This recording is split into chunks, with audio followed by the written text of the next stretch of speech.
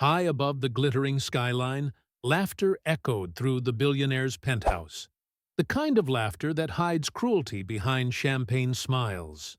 A young black boy stood in the spotlight, trembling under the gaze of the rich and powerful. They called it a joke, a lesson in humility. But what happened next would shatter their arrogance and expose a truth they never saw coming. Because when power mocks innocence, sometimes genius strikes back harder than anyone expects. 12-year-old Elias Carter had learned early that silence was his safest language. While other kids spent afternoons on playgrounds, he spent his in the marble kitchens of billionaire Grant Whitmore's penthouse, waiting for his mother, Ruth, to finish her shifts. Ruth worked endlessly, scrubbing tiles, polishing mirrors, serving people who never learned her name. Her smile was gentle, but her eyes carried exhaustion from years of being unseen. Elias often sat in a corner beside the kitchen door, sketching numbers and patterns on scraps of paper. He loved puzzles, loved the way logic always made sense when the world didn't. From his quiet spot, he'd overhear the powerful talk, how they bragged about their wealth, mocked the poor, and laughed like gods above the city. It fascinated him how easily they lied while smiling. Every Friday, the penthouse turned into a glittering playground for the rich. Charity poker night, they called it. Ruth hurried between tables, while Elias watched from behind the bar, his mind studying every player. He noticed their habits, the twitch of a hand, the glance before a bluff, the small signs of fear they didn't even know they showed. To the guests, he was just the maid's son, invisible, harmless, forgettable. But inside that quiet boy burned something none of them could see, a mind sharper than the cards they played. And soon, one careless act of cruelty would force him out of the shadows and into their game. The night began like all the others. Laughter echoing off marble walls, champagne glasses clinking, and money moving across the tables like it had somewhere better to be. Ruth moved quickly, careful not to spill, careful not to draw attention. But Elias, sitting quietly in his usual corner, could sense a different kind of energy tonight. Grant Whitmore's mood was sharper, crueler.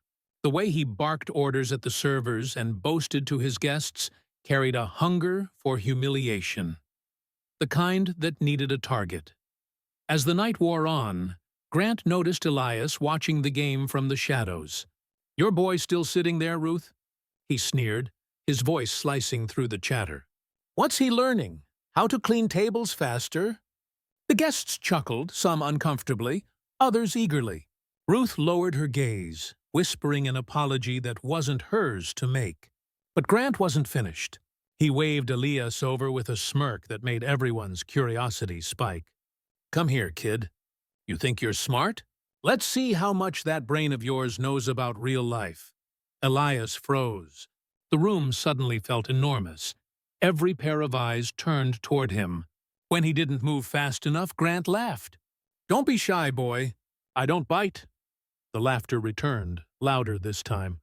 Cameras lifted. The kind of moment rich people love to record. Cruelty disguised as fun. Grant pulled out a chair beside him and shuffled the cards with exaggerated flair. "1 round," he said. "You win, I'll fund your education. You lose, your mother's out of a job."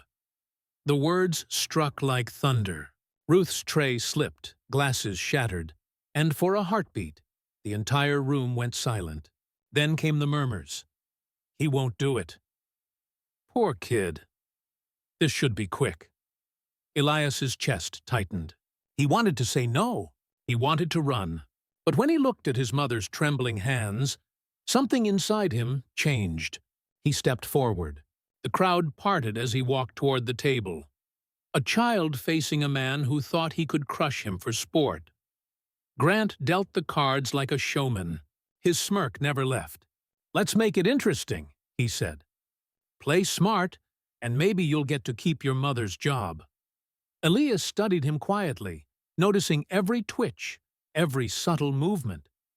The billionaire thought he was in control, but Elias was already reading him like an open book. The first hand went quick. Grant won, and the room erupted in cheers. But Elias didn't flinch. He wasn't playing the game Grant thought he was. He was studying the man, the way his fingers brushed his expensive watch when he bluffed, the way his jaw tightened when he lied. The second hand began. Grant laughed louder, betting higher, mocking harder. Yet as the cards hit the table, his arrogance began to crack.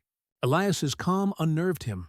The boy's silence was sharper than words, his stare steady, confident. And when Elias finally pushed his small stack of chips forward, the entire room leaned in.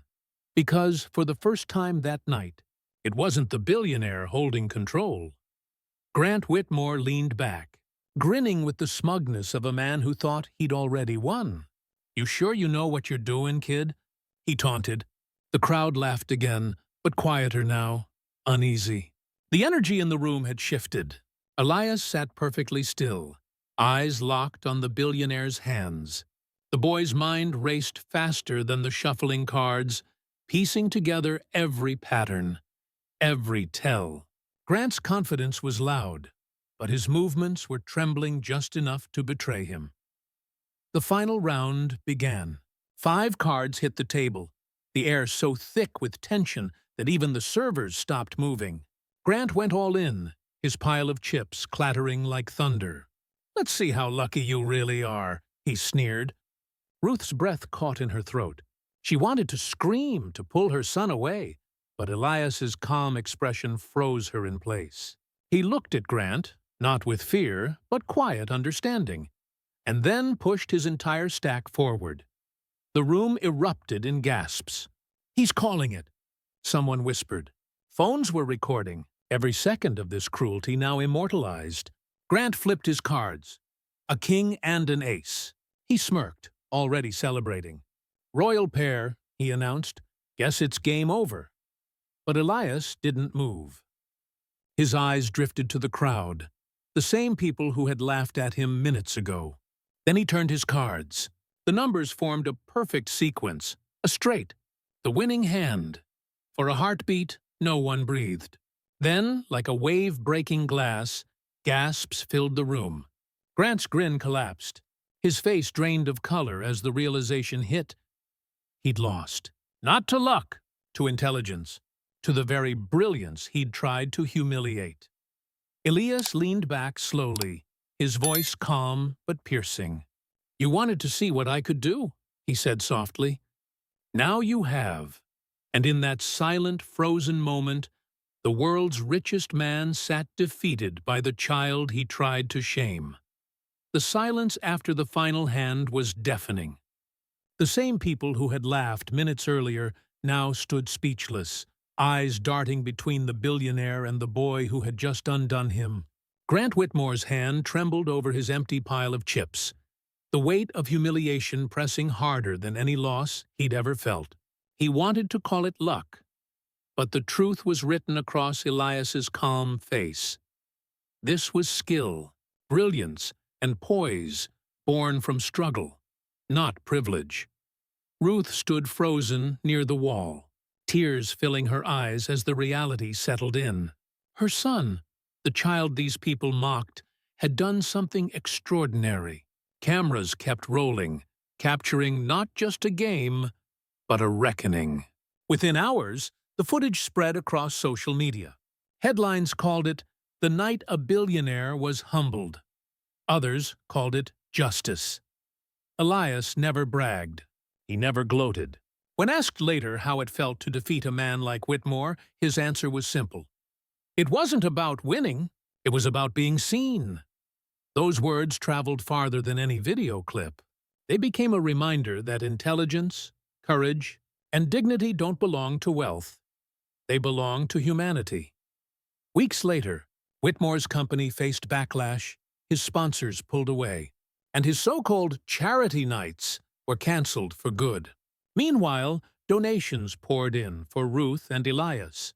He received a scholarship, and she finally left behind the penthouse that once reminded her of invisibility.